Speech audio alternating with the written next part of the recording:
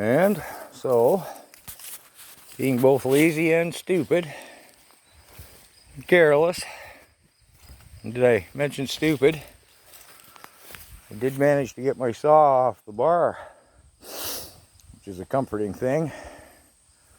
My pixels kind of binding me up there. So, this may cost me a bar. And a reminder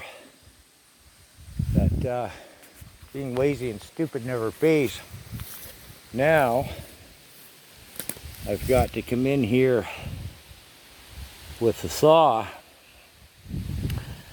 will saw, and relieve this, or I'm going to try and wedge it with the axis. But I've got an awful lot of material left here because, again, my angles were all wrong. This is a perfect how not to. In the words of the immortal Homer Simpson, oh, heavens help me, Marge, I'm just not all that bright.